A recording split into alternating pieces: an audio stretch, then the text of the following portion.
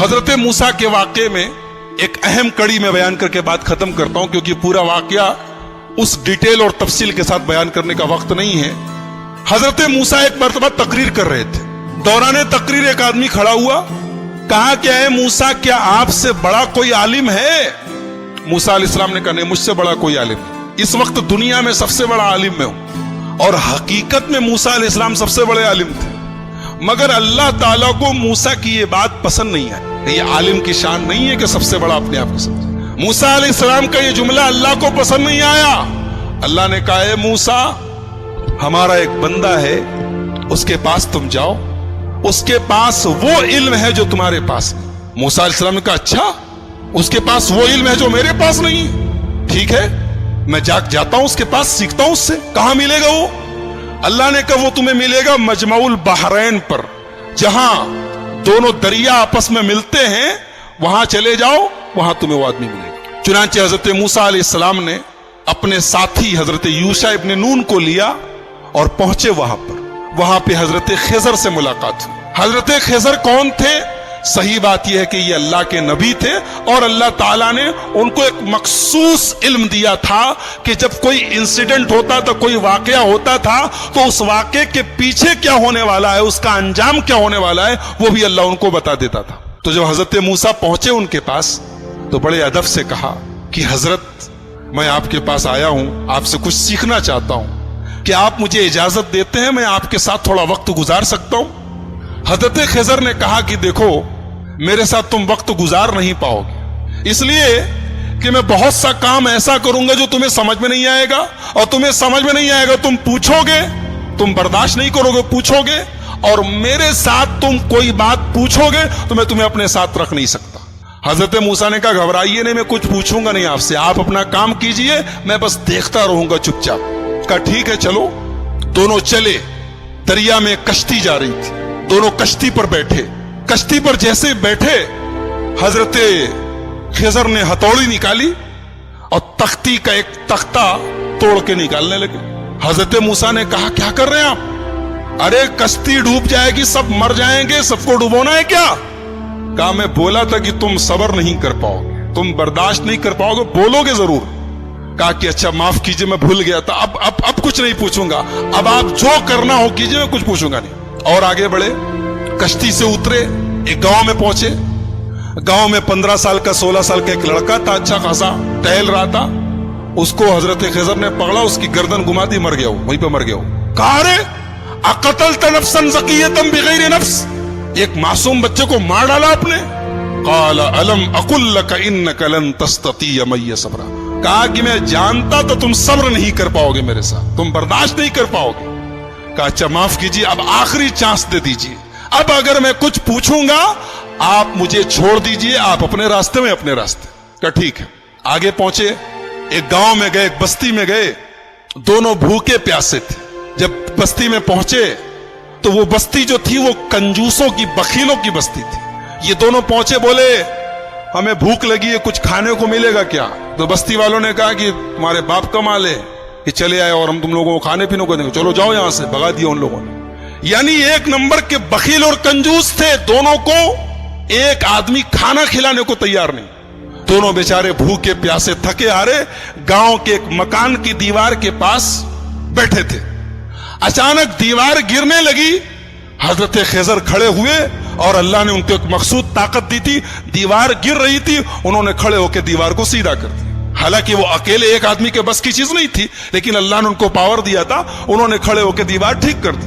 موسیٰ علیہ السلام جلالی پیغمبر تھے، پہلے ہی غصے میں تھے، ان لوگوں نے کھانا اور پانی تک نہیں پوچھا تھا، مہمان نوازی نہیں کی تھی۔ کہا کہ آپ بڑے خیرخواہ بنتے ہیں، بڑے دریا دل بنتے ہیں، ان لوگوں نے پانی تک نہیں پوچھا اور آپ چلے، ان کی دیوار گر رہی تھی، آپ کو ٹھیک کرنے کی کیا ضرورت تھی؟ آپ پہلے پیسہ لے لیتے، کچھ معاوضہ طے کر لیتے۔ قال ھذا فراق بینی و بینک، کہا کہ اے موسیٰ اب یہاں سے آپ اپنے راستے میں اپنے راستے۔ آپ نے کہا تو میں بولوں گا نہیں اور آپ ہر جگہ بول دیے۔ اب میں بتاتا ہوں کہ وہ تینوں کام میں نے کیوں کیا تھا۔ ہم لوگ جس کشتی میں جا رہے تھے وہ کشتی کچھ غریبوں کی کشتی تھی، کچھ غریب لوگ تھے، وہ بیچارے کشتی پر چلاتے تھے، وہی ان کی انکم کا ذریعہ تھی۔ آگے ایک ظالم بادشاہ تھا، وہ ظالم بادشاہ جب کوئی کشتی دیکھتا تھا، اگر کشتی صحیح سلامت ہوتی تھی تو کشتی کو لوٹ لیتا تھا، اور اگر کشتی دور سے ہی عیبدار نظر آتی تھی تو چھوڑ دیتا تھا۔ میں نے تختہ نکال دیا تاکہ وہ ظالم بادشاہ کشتی کو لوٹے نہ، اور جو لڑکا تھا جس کو میں نے گردن پکڑ کے مار دیا تھا، اس لڑکے کے ماں باپ بہت نیک تھے، مومن تھے، ایمان والے تھے، اور وہ لڑکا آگے چل کے اپنے باپ کا نافرمان، اپنی ماں کا نافرمان اور کافر ہونے والا تھا۔ تو میں نے اللہ کے حکم سے اس کو ختم کر دیا، اور اللہ اس بچے کے بدلے ان کو ایک نیک بچہ دے گا جو ان کی آگے چل کے ایمان والا بنے گا اور ان کی خدمت کرے گا۔ اور جو دیوار میں نے ٹھیک کر دی تھی، وہ دراصل جس مکان کی دیوار تھی وہ مکان 2 یتیم بچوں کا تھا۔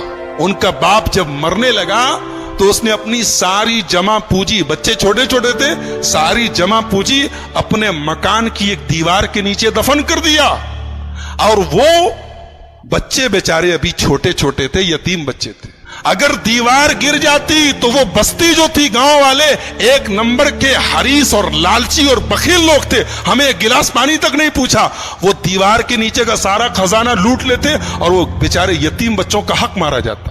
تو اللہ کے حکم سے میں نے دیوار کو ٹھیک کر دیا تاکہ جب بچے بڑے ہو جائیں تو پھر اللہ تعالیٰ ان کے باپ کا خزانہ انہیں پہنچا دے۔ اور اللہ نے ایسا کیوں کیا؟ اس لیے کہ ان دونوں بچوں کا جو باپ تھا وہ بہت نیک تھا۔ نیک باپ کی اولاد پریشانی میں پڑے یہ اللہ تعالیٰ نے پسند نہیں کیا۔ اگر باپ نیک ہے تو اولاد کی اللہ مدد کرتا ہے۔ ایک نقطہ یہ ملا کہ اگر آدمی نیک ہو تو اس کے مرنے کے بعد بھی اس کی اولاد کو فائدہ پہنچتا ہے، یہ اس آیت سے پتہ چلا۔ بہرحال یہ حضرت خضر کا واقعہ تھا، حضرت موسیٰ کا واقعہ۔ قرآن کریم کے 15ویں پارے کے لاسٹ میں اور 16ویں کے شروع میں یہ واقعہ بیان کیا گیا ہے۔ موسیٰ علیہ السلام کی جو قوم تھی، اللہ نے بہت انعام ان کے اوپر کیا۔ ان کے اوپر آسمان سے کھانا اترتا تھا، ان کو بھوک لگتی تھی، کھانا اترتا، من و سلوا۔ پانی کی ضرورت پڑی، موسیٰ علیہ السلام نے لاٹھی کو زمین پہ مارا، زمین سے چشمہ بہنے لگا۔ ان کو دھوپ بہت تیز لگی، آسمان میں بادل کا سایہ آ گیا۔ لیکن جتنی اللہ نے ان کو سہولت دی، آرام دیا، اتنی ہی یہ قوم نافرمان ہو گئی۔ جب فلسطین قریب آ گیا تو موسیٰ علیہ السلام نے اپنے ساتھیوں سے کہا، بنی اسرائیل سے، کہ چلو ہم فلسطین میں چلیں، اور وہاں پہ ایک ظالم لوگوں کی حکومت ہے، عمالقہ کی حکومت ہے، ہم ان سے جہاد کریں، ان سے لڑیں۔ تو موسیٰ علیہ السلام کے ساتھیوں نے کہا، ارے وہ لوگ بہت پاورفل لوگ ہیں، ہم لوگ ان سے لڑ نہیں سکتے، ان سے لڑنے کی طاقت ہمارے اندر نہیں ہے، آپ جائیے، آپ کا رب جائے۔ اذهب انت وربک فقاتلا، اے موسیٰ تم جاؤ، تمہارا رب جائے، اور دونوں جا کے لڑائی کرو، ہم لڑنے والے نہیں ہیں۔ یہ حال تھا بنی اسرائیل کا۔ ایسے ہی نہیں ہم لوگ سورہ فاتحہ میں پڑھتے غیر المغضوب علیہم ولا الضالین، اے اللہ ان کے راستے پر نہیں چلانا جن کے اوپر تیرا غضب اترا۔ اللہ نے اس کو جتنا نوازا تھا، اس قوم نے اتنی ہی نافرمانی اور اتنی ہی بدکاری کی۔ سوچیے اللہ کی کتنی بڑی گستاخی ہے، رسول کی کتنی بڑی گستاخی۔ کہہ رہے ہیں موسیٰ تم جاؤ، تمہارا رب جائے، تم لڑو، ہم نہیں لڑیں گے۔ اور دوسری طرف ہمارے پیارے نبی جناب محمد الرسول اللہ صلی اللہ علیہ وسلم جب غزوہ بدر کے موقع پر اپنے صحابہ سے مشورہ کرتے ہیں، اور اپنے انصاری صحابہ سے پوچھتے ہیں کہ تم لوگ کیا کرو گے، تو انصاری صحابہ کہتے ہیں، اللہ کے نبی ہم کوئی موسیٰ کے ساتھی تھوڑی ہیں جو کہہ دے کہ آپ جائیے، آپ لڑیے، ہم بیٹھے رہیں گے۔ اے اللہ کے نبی اگر آپ سمندر میں اترنے کہیں گے، آپ کے صحابہ سمندر میں اترنے کو تیار ہیں۔ اسی لیے ہمارا ایمان ہے کہ دنیا میں جتنے نبی آئے، جتنے رسول آئے، سارے رسولوں میں سب سے بہترین صحابہ، سب سے بہترین ساتھی اگر کسی کو ملے تو ہمارے پیارے نبی محمد الرسول اللہ صلی اللہ علیہ وسلم کو ملے۔ تو ان لوگوں نے کہا کہ موسیٰ آپ جائیے، آپ کا رب لڑے، ہم نہیں لڑیں گے۔ اللہ نے سزا نازل کی کہ اب 40 سال تک تم لوگ فلسطین کو فتح نہیں کر سکتے، اب 40 سال تک اسی صحرا میں تم گھومتے رہو، اسی میں پریشان رہو۔ اور اسی 40 سال کے دوران حضرت موسیٰ کا انتقال ہو گیا. بعد میں ان کے جانشین بنے حضرت یوشع ابن نون اور ان کے دور میں فلسطین فتح ہوا اور فلسطین پر پھر بنی اسرائیل کا قبضہ ہوا. تو یہ چونکہ حضرت موسیٰ کی زندگی کے بعد کا واقعہ ہے اس لیے وہ ہماری گفتگو کا ٹاپک نہیں ہے. حضرت موسیٰ کی زندگی میں ہمارے لیے بہت ساری عبرت اور نصیحت ہے. سب سے بڑا سبق یہ ہے جس کو اللہ رکھے اس کو کون چکھے, جس کو اللہ رکھے اس کو کون چکھے. موسیٰ علیہ السلام پانی میں ان کی ماں ڈال دیتی ہے لیکن اللہ نے کیسے بچایا ہے, اور فرعون جو ان کا دشمن تھا اس کے دربار میں اللہ نے ان کو ان کی پرورش کروائی ہے.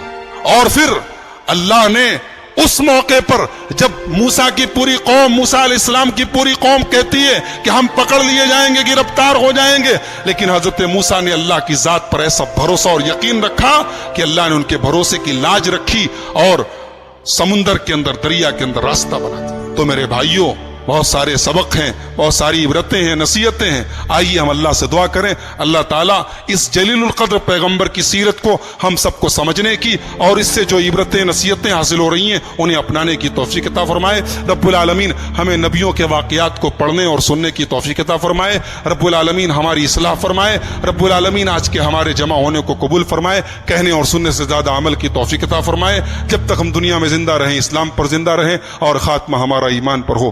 آمین. وآخر دعوانا الحمد للہ رب العالمین. والسلام علیکم.